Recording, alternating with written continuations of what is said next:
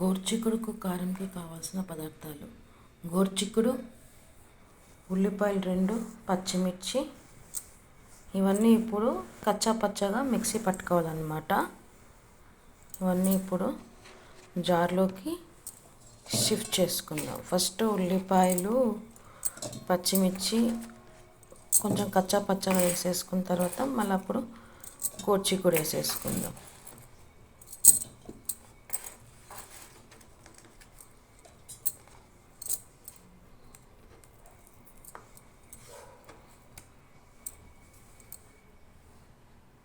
ఇలా కచ్చా పచ్చగా పట్టుకున్న తర్వాత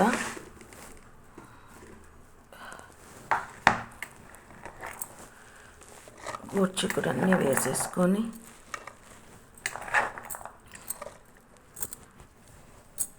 మిక్సీ పట్టేసుకోవాలి. కచ్చా పచ్చగా ఊరికే పల్చి కొట్టేసేసి స్టవ్ వెలిగించి కుక్కర్ పెట్టి నూనె వేడెక్కిన తర్వాత పోపు వేసిన తర్వాత ఈ కచ్చా పచ్చగా పట్టుకున్నంతా ఇందులో వేసేసి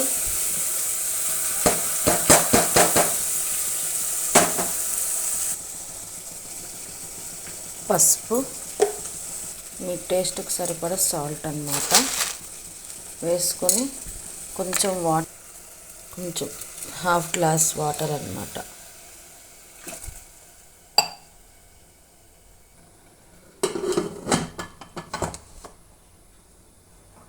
ఒక 2 విజిల్స్ పెట్టాలి. కుక్కర్ తీసిన తర్వాత వేయించి పౌడర్ చేసుకున్న పల్లి పౌడర్ వేసేసుకొని ఇదంతా బాగా మిక్స్ అయ్యేలాగా చేసేసుకొని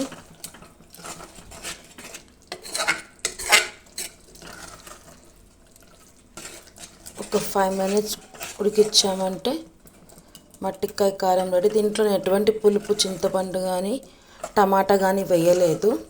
ఓన్లీ ఉల్లిపాయ, పచ్చిమిర్చి, గోరుచిక్కుడు వేసాను అన్నమాట, పల్లి పౌడరు, అంతే. Please like, share and subscribe to Teju creations. పల్లి పౌడర్ లాస్ట్లో ఎందుకు వేసామంటే ముందే వేసి ఉడికించామంటే అది అడుగంటుతుంది కాబట్టి టేస్ట్ ఉండదు. సో 2 విజిల్స్ తర్వాత ఉడికించామంటే టేస్ట్ చాలా బాగుంటుంది. ఇది వేడివేడి అన్నంలో కానీ చపాతీలో కానీ చాలా బాగుంటుంది.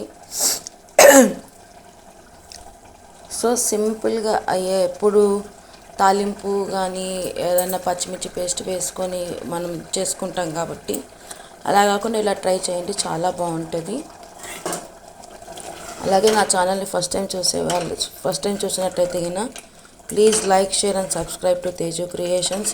పక్కన బెల్ ఉంటుంది, దాన్ని కూడా క్లిక్ చేయండి. మీకు ఏమన్నా కావాలంటే వెరైటీస్ కావాలంటే చేసి చూపిస్తాను అన్నమాట. చాలా నోటిఫికేషన్స్ వస్తాయి.